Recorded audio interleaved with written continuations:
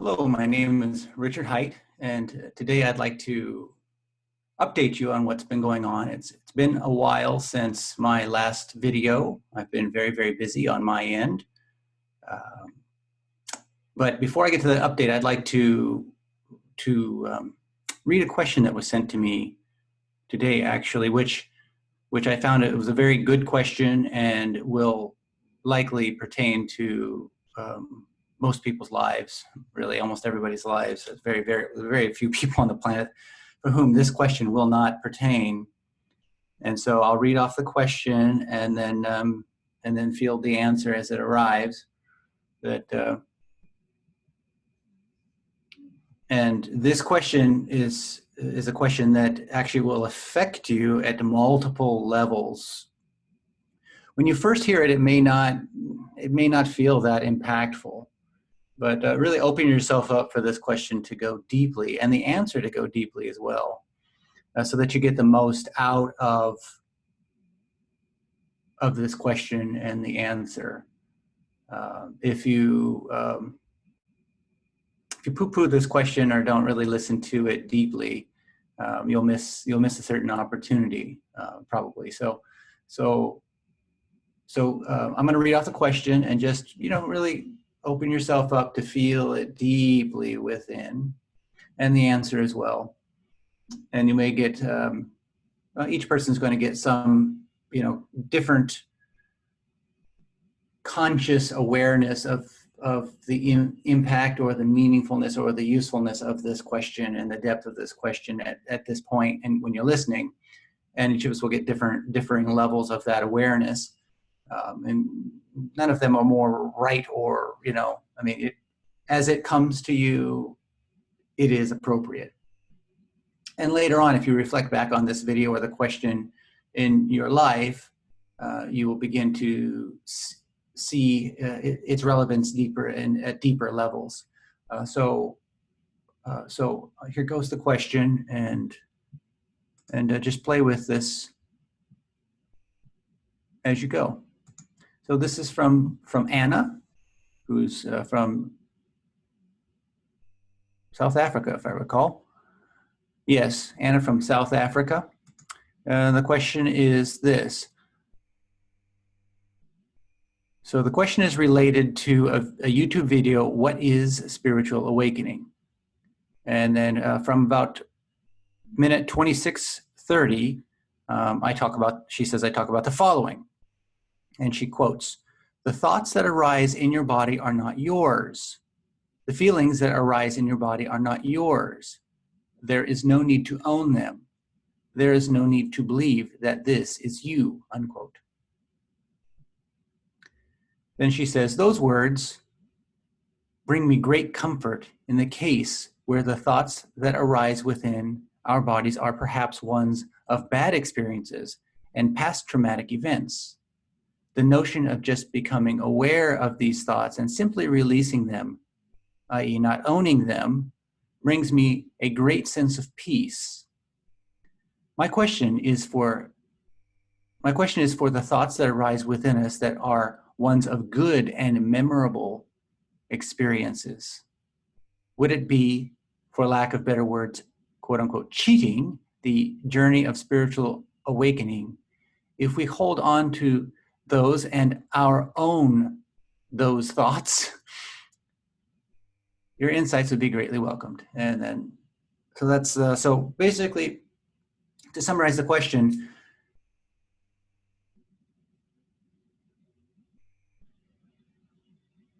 can we own certain select thoughts as being us, the ones which are pleasant, and then overlook or step aside or disown or not identify with those thoughts and feelings and memories which are not good, are not pleasant?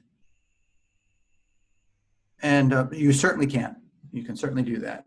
I don't think that you will appreciate the result in the long run. And the reason for that is this. The spiritual unfoldment process is a process of letting go of the things which pull us down, which keep us limited.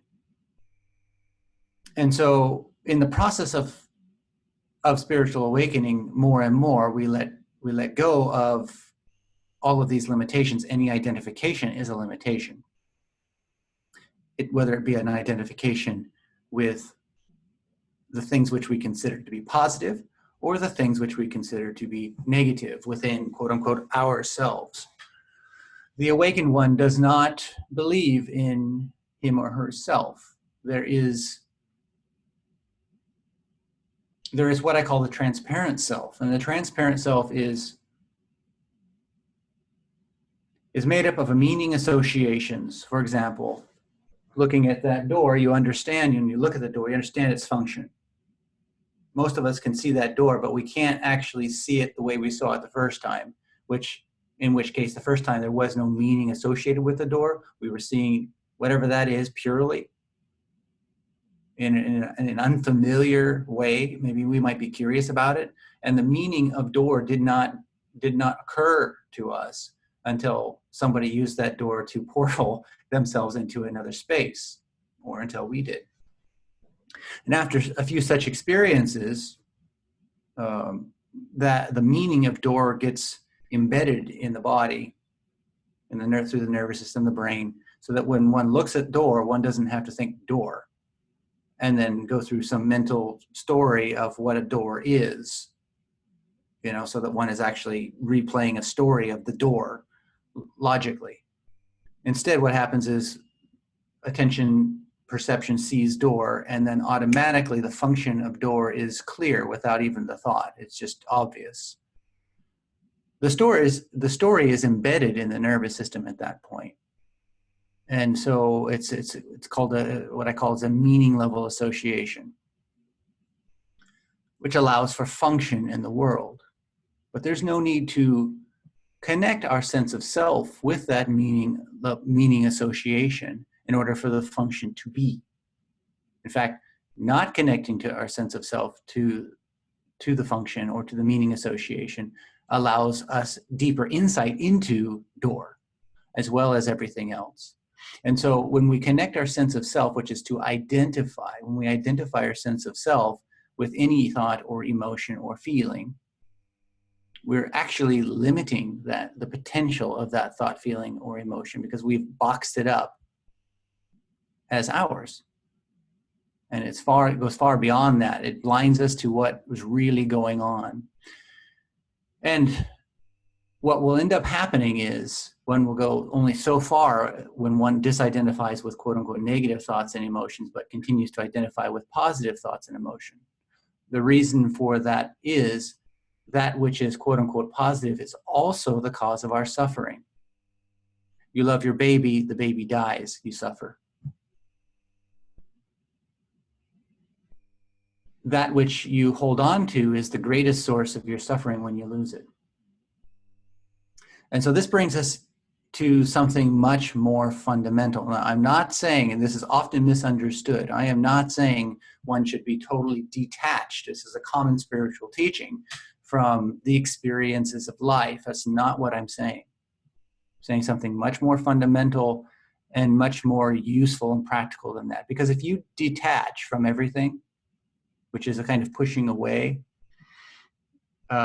what it does is it makes it so that you become flat inside. It's like you've removed all the suds from the soda, all the suds from the beer. It's just, life becomes flat and dull, and one is no longer actually engaging fully in life. It's a kind of condemnation against life. Life is meaningless, is a common statement. And it brings out over time two things. One is a sense of a lack of the value of life, of this experience, and which builds up and creates a very depressive state over time that can actually lead to a desire for suicide, a desire to even kill others, to destroy the physical experience itself, because this physical experience is meaningless. That you would be doing others a favor to rid them of this curse of life. This kind of thing can happen. For most people, it won't be it won't result in the desire to destroy others' experience. It may, however, result in the desire to destroy one's own experience and escape the prison of the body. I know this from direct experience, and I've witnessed this in countless others who have embraced the philosophy of detachment. As the words are described as detachment, what I'm going to express here is something that's hopefully a little bit more accurate and doesn't lead into that trap. At a deep fundamental level, the human being has two fears, and these fears they're profound beyond conception. So the words that come out of my mouth do them no justice. The degree of fear and torment related to these two fundamental yet connected things is a millionfold what you could imagine fear to be. And that does it no justice. One may experience what I'm going to talk about in profound states of meditation, or it can also be experienced in a total mental breakdown. The benefit or the harm that comes from this quote unquote experience I'm going to describe largely relates to the attitude in which we take to it, or the attitude that that experience is filtered through. I've heard people talking about something that sounds very similar to this experience through psychedelics. So that's another way to possibly experience this. Again, we can never be sure of what other people are experiencing by the words they use, but in my own brief exploration of psychedelics, I did experience this multiple times, and it was very beneficial to me. And it was the same experience as that of, or a fundamental, the same experience that can occur through deep states of meditation or through states of breakdown. So what I'm talking about here is the fine line between unconditioned, unbridled sense of meaningfulness and utter, hollow, black void meaninglessness. These are fundamental life, the most fundamental life experiences, and the origin of Inyo, or yin and yang, a Chinese symbol where you see the white and the black with the dots in opposite each other. And from this profound sense of meaning and utter meaninglessness is birthed the experience of life. And this is very, very, very, very, very deep in the brain nervous system. I consider the nervous system and the brain to be one and the same. So when I say the brain or nervous system, I mean that thing, whatever that, the entire body is a giant brain as far as I'm concerned. And I believe that medical science will come to recognize that really it's all one experiential information and experiential matrix that creates the experience of your life. And so when we separate brain, nervous system, or separate brain from the digestive system, or that is, it's useful from a scientific divisory sort of view where you're cutting everything up and kind of breaking everything down and trying to find its parts. But for the awakening process, it's not very useful to break things up, because the awakening process is becoming aware of the totality, how everything interconnects. So the body is one thing, and at the very fundamental basis of each cell, at the very fundamental basis of DNA itself, is that those two, utter meaningfulness and meaninglessness. And one's going through life kind of bouncing between the two. And so our sense of meaning or meaningfulness is, because we are highly self-identified with thoughts and feelings, is very conditioned. If I drink this or eat that or talk with this person or do that, it's meaningless or meaningful based on the particular experience. However, in deep states of meditation, one can get down to a very, very core level where everything is purely meaningful without any specific reason for it. It's just unbounded sense of meaningfulness, which is utterly beautiful. However, oftentimes, an individual will hit what I describe as the void first.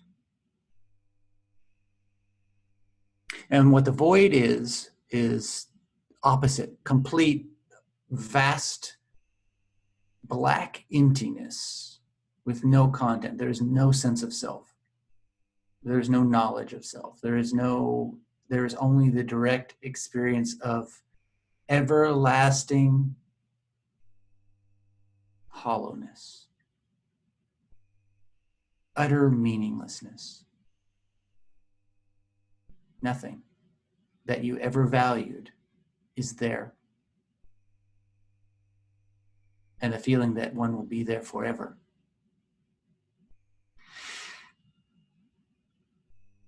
Again, words do this no justice whatsoever. The experience of it is worse than any possible hell one could ever go through.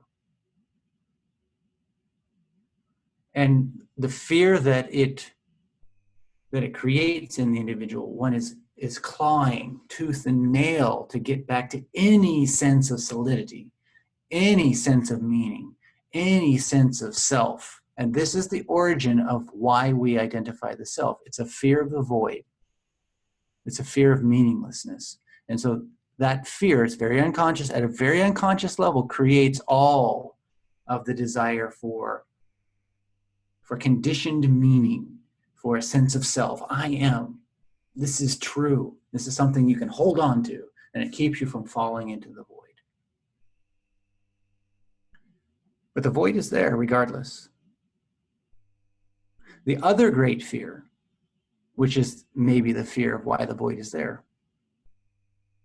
is the fear of absolute meaningfulness. That every moment, everything that ever occurred, ever occurs, all that is absolutely meaningful beyond words.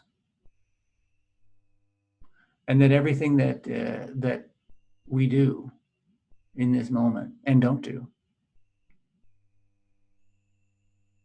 is absolutely saturated with meaning. And the reason that is fearful is obvious once you take a look at your life and you see how much, quote unquote, has been wasted. How little of the opportunity for meaningfulness has been embraced. How little responsibility we've taken to shine that sense of meaningfulness through our lives into the world beyond specific conditions. Beyond our job, now we will include that in our jobs ultimately. We include that in our relationships. We include that in everything. But one can only begin to truly include the sense of utter meaningfulness and meaninglessness, because what we ultimately want to do is stand right on the nexus point. Right on the nexus point between infinite circles of awareness. And so that what that is standing right in the center point between utter meaningfulness and utter meaninglessness, so that one understands what is happening through the nervous system. One understands when one is falling into meaninglessness, which means one is trying to hold on to something. One understands when one is one understands that one can experience that utter beautiful meaningfulness without trying to grab onto it and hold it. And it's the embrace, the soft embrace of this moment and the utter meaningfulness and meaninglessness simultaneously that allows us to move through life with a profound sense of awareness and meaningfulness that we're not holding on to. As soon as we try to hold on to it, boom, that leads back to meaninglessness. when I say holding on to, what I mean is by identifying ourselves with that which is meaningful. And so this goes back to the original question about is it okay to identify with positive experiences or meaningful experiences? I mean, it's your experience. So so you can do as you like. I discovered this through direct experience, and I don't think it's wrong at all to directly experience meaningfulness and meaninglessness and to condition, so long as one is actually doing this, going through that process, exploring it, not unconsciously, but consciously exploring it to see its pitfalls, to see its benefits. In such a case, one awakens from that process, and eventually one realizes deep down, in the most fundamental level, void and the light are one and the same. And the difference between the two is the attitude in which it is filtered through, in which that experience is filtered through. How many of you have the feeling of life is meaningless? How many of us have the feeling that humans are a cancer on the earth? How many of us feel that life would be better off without us? Without human beings in the world. I suspect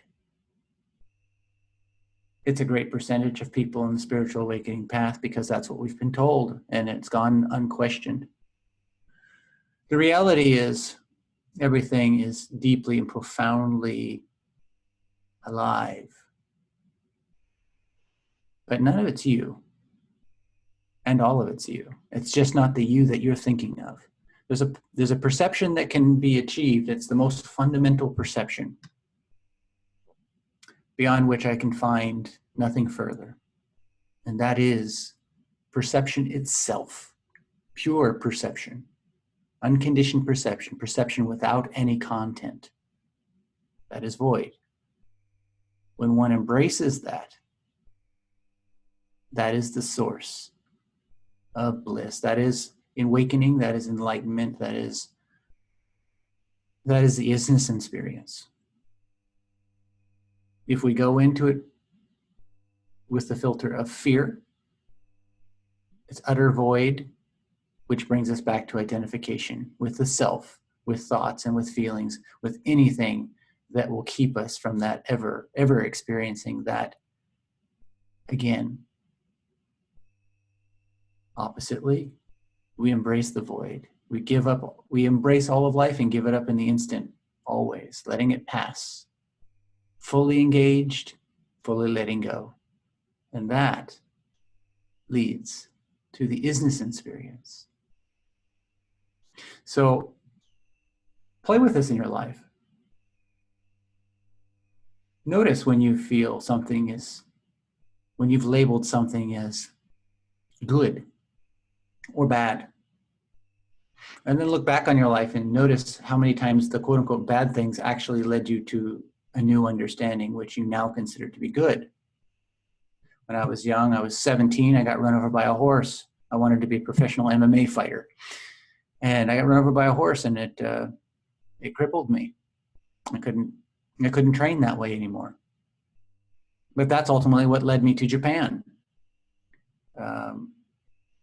Had it not been for that opening, the realization that I can't continue to train, I would never have had the desire to search for something new, for a new opportunity. And that led me to Japan, and that led to the entire awakening process and all the tools that I'm now able to provide to others so that they hopefully can navigate their own lives with a little more levity. And so from that sense, it's another blessing, but it's not mine. I don't own it. It's just what occurred. Just as this is what is occurring. I don't own it. It's not mine. And that keeps it light, and that keeps it full of vibrance and awareness. All right, so that leads us into the update. A couple things. First, I've been working on the audiobook for The Unbound Soul. And in the process of producing the audiobook and listening, rereading the book and listening, there were certain things, certain teachings that had certain vague areas or could be misleading just by the way they were worded, or certain chapters that needed a larger prelude to digest in the least misunderstandable way. And so I started making corrections, feeling my way through it, and then that ended up spiraling out into 50 extra pages of content. So it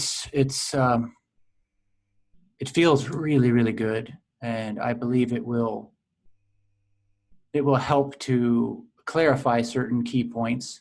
I've added an extra chapter. We've got a preface in it, as well as a foreword from my friend Ziad Masri. He's another author. His book is Reality Unveiled. He's writing a foreword for it. I haven't received it yet, but so I'm looking forward to that. But the final result is, at least to the degree in which I have been able to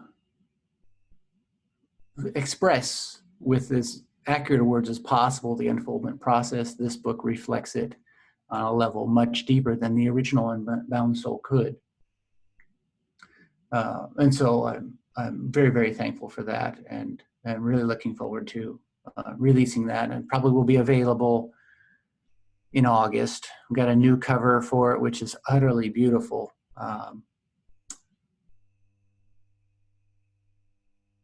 Yeah, it really feels good. And so the next notification, or next important point, is that we're actually surrounded right now here in Southern Oregon, or just within a few miles of our house. We've got a number of wildfires, which, and not just this area, but all over Southern Oregon, they're popping up. We had a lightning storm the other day. And I had mentioned that I'm going to be having a seminar. I have small seminars at my house that I teach personally for very limited group of people. And I mentioned that I would be having that. I plan on having that seminar in early September. But considering how much smoke there is now, and the number of fires there are now, and that summer has just begun, chances are we will have a very smoky summer, and the air will be hazardous to breathe, probably into the beginning of September. So I've decided to hold the seminar. This will be the longest one I've held so far. It'll be 4 days. It'll be Friday night, Saturday, Sunday, and Monday. And that will be the third weekend of September, by which we should have had some rain, and the sky should have cleared up. Even if all the fires are not out, the rain will have slowed them down and stopped most of them. And so, again, this very small group of people, and I will teach it intimately and address people's, particular challenges and difficulties personally. And so these seminars are a really great opportunity for me, because I never know what's going to come through. It comes through, live time. I don't pre-plan anything that I teach. And that's also beneficial for me, but for everybody else. And so if you're interested in joining, I guess first thing first, it's $500 for the weekend. We would be tenting, so bring your tents. There is a small motel down the road that you're welcome to stay at, if you'd like, if you prefer not to tent.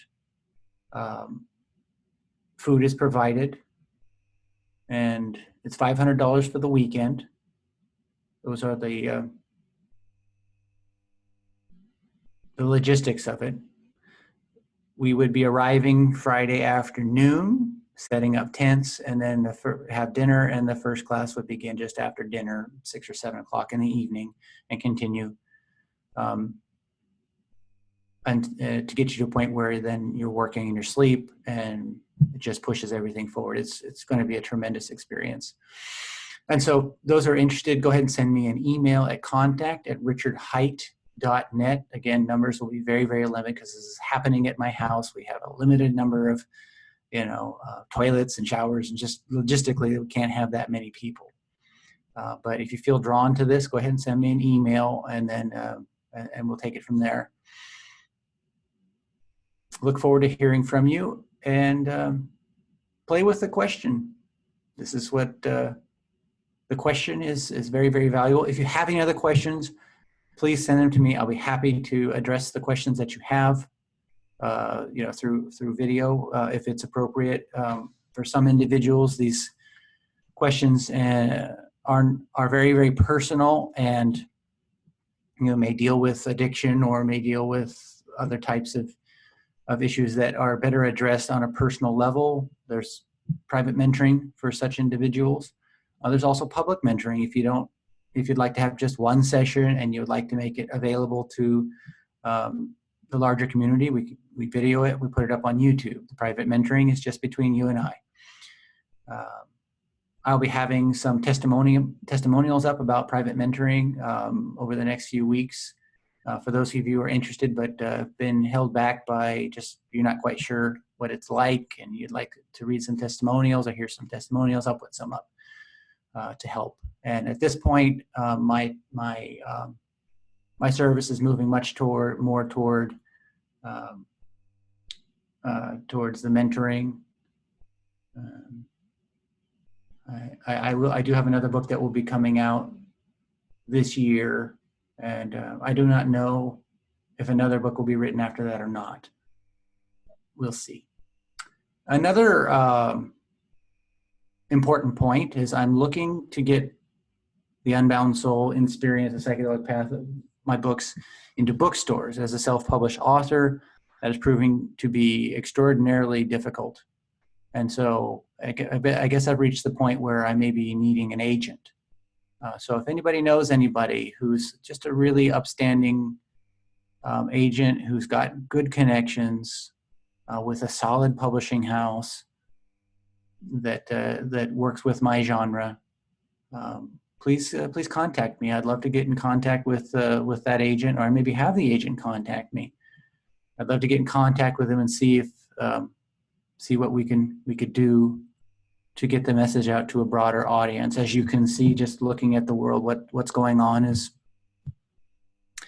things are sort of spiraling out of control in terms of identification. You can most obviously see this with identification politics, but we essentially got a strong rift between the traditional and what used to be called liberalism. But these two have fallen so deeply into the rut of identification that neither of them will lead to anything positive. And the reason for that is there's a great awakening that happens, and this causes people, the awakening process itself stimulates that deep fundamental fear we were just talking about, profound meaningfulness and meaninglessness.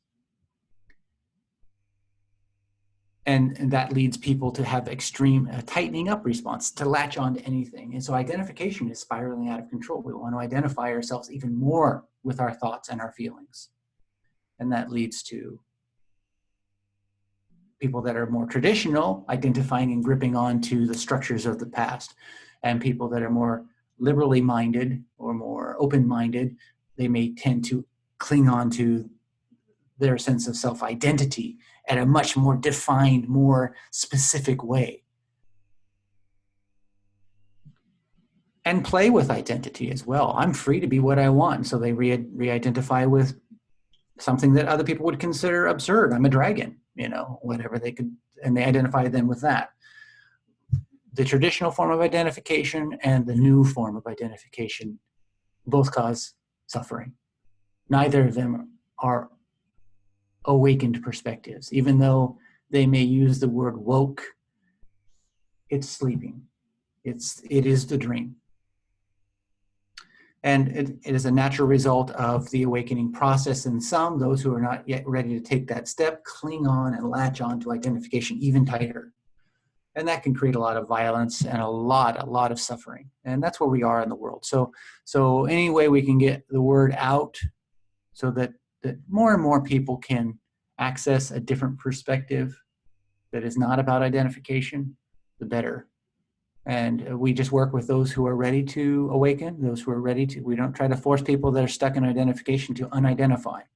It's not how it works. That will cause them to tighten up even more. We start here. And then we go through the process ourselves and become a light to the world, and other people take interest, and we introduce them to the concepts. We introduce them to a new way of perceiving. And so that's how it works. So in any case, we've got a seminar coming up. It'd be the third week of September.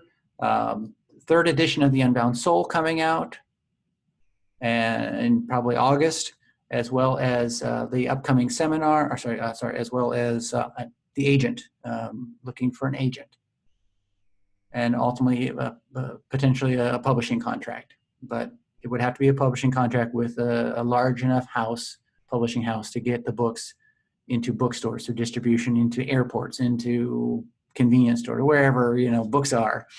So thank you very much, and have yourself a wonderful day.